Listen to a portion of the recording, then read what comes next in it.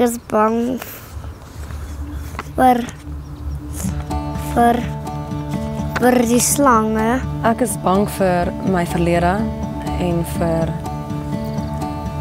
baie goeders my gebeur het toe ek 'n kind was. Ek is bang om voor mense te wees en om voor mense te praat. Ek is bang dat my ma en pa iets oorkom en ek met Boeties alleen is. Geweld, moord, ouers wat weggeneem word, families wat uit mekaar uitval.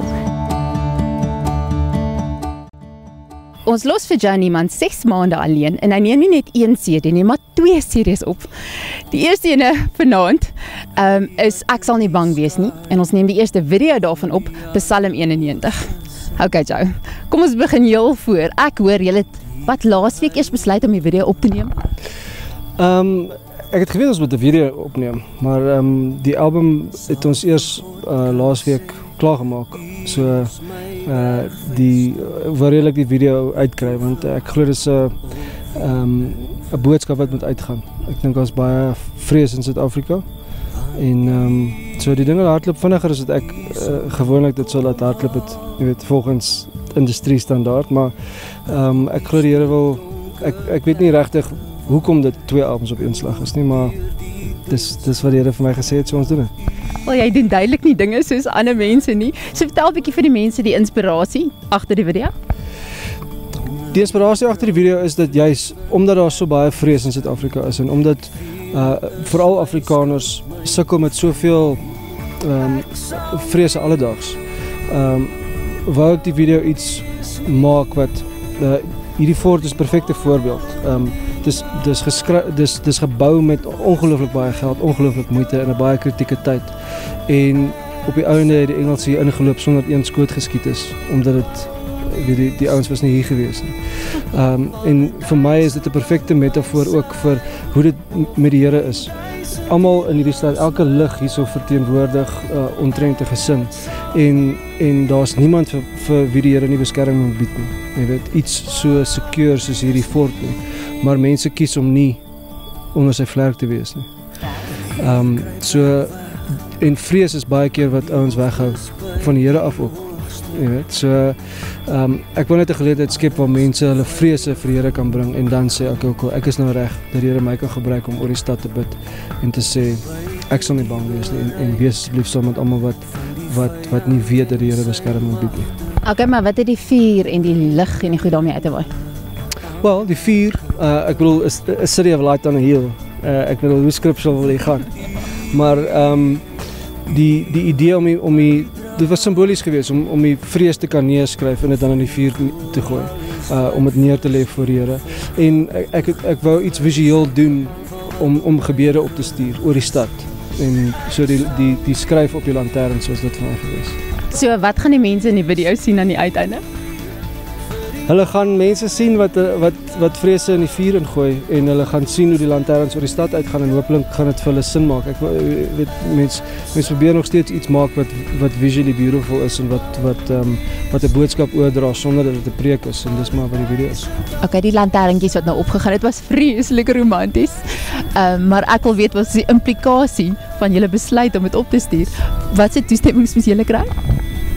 Dat was nogal 'n redelike hoeveelheid red tape. Dit was die munisipaliteit, was natuurbewaring, het was civil aviation geweest, het was KEMU en die weermag, die lugmag by Waterkloof. En wanneer het jy toe nou uitgevind dat alles goedgekeur was? 2 dae terug, Vrydag. Net voor almal weggegaan het vir die naweek. So alles het net perfek uitgewerk. As jy nou 'n video maak en dit word nou gespeel op nasionale TV, is jou gedagte dat die Christen dit verstaan of is die gedagte dat omdat enigiemand dit sien, hoe gaan hulle die koneksie maak as hulle nie 'n Christen is nie? Kyk, vir my sal dit pointless wees om net vir Christene musiek te maak, want ek dink ons paashuis is massive en ons baie kamers wat op die stadium leeg staan. Elkeen van ons het 'n gees en ek glo dat wanneer ons in die Here se wil goeders doen, dat die Heilige Gees in mense se geestelike goeders losmaak. Ek verstaan nie heeltemal hoe dit werk en ek is nie, jy weet, hier om vir die Here voor te skryf voor dit moet doen nie, maar ek glo dat dit deur kuns doen. Jy weet, die Here wat so 'n sonsondergang maak is nie 'n Here wat jy weet onaangeraak is deur kuns of deur emosie of deur pragt nie. Dit kom van hom af. En ek glo dat hy vir ons almal verskillende goeders gegee het wat ons baie keer miskyk om te kan gebruik om mense in te kry. Verseker is daar baie keer tye wat 'n ou ministry doen en jy sit en jy sê vir mense, hoor, dis waar ek vandaan kom, dis wat die Here in my lewe gedoen het. Maar ek bedoel selfs die weer vandag is 'n perfekte voorbeeld van hoe die Here operate. Ek bedoel soos mense ingekom het gesê 5 minute van hier af donderstorm dit en dit reën, soos jy kan glo nie. Ons het nie een druppel op hierdie koppie gehad vandag nie. En die wolke was swart. Vanmiddag 1 uur toe ek kom was die wolke swart hier oor gewees. En die wind het heeltemal in die verkeerde rigting gewaai om die reën weg te waai en vanaand het die wind gedraai net soos ons die lanterns moes release sodat oor die stad gaan. So die Here is in beheer. Die Here het nie ons nodig om in beheer te wees nie. En ek glo dat deur musiek, deur visuals, deur wat ook al die Here vir ons gegee het om te kan gebruik, deur ons gawes, kan hy goeders in mense losmaak. Want ek het ook deur musiek tot bekering gekom. So hoekom kan hy dit nie vir ander mense doen? Jy het vroeër vanaand gesê dat jy glo dat elke persoon wat hier is, spesifiek hier is vir 'n rede. As jy nou jou hartsbegeerte moet hê en hierdie mense gaan huis toe, wat wens jy moes in hulle harte gebeur het? Ek wens dat whatever die Here wil gehad het moes gebeur het, want ek weet dat my wense baie limited is in vergelyking wat hy het. Maar ek sou baie graag wil gehad dat mense hier afloop sonder vrees. Want ek het nou 'n quote gehoor wat sê die hel sidder met die gedagte van 'n man wat nie bang is om dood te gaan nie. Ons het niks om voor bang te wees nie. As ons doodgaan, gaan ons hemel toe, jy weet. So as ons verstaan wie ons is en ons is seker in die feit dat ons kinders is in 'n koninkryk wat groter as ons planeet is, dan dink ek gaan mense lewens begin lei wat dit wys en dis wat die wêreld nodig het om te sien. Die wêreld wil nie mense sien wat net redes soek om mense uit te haal of hulle te judge nie. Hulle wil liefde sien en hulle wil in jou lewe kan sien dat daar iets is wat ander mense nie het nie.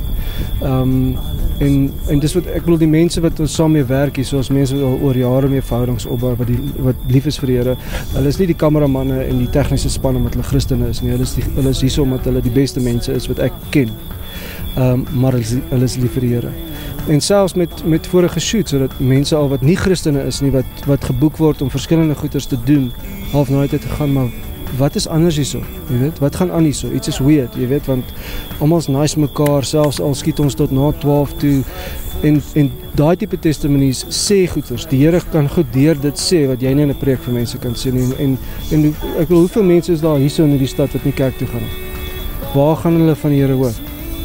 Dus mense moet die Here deel maak van hulle daaglikse lewe, in hulle werkplek, waar hulle gaan gym.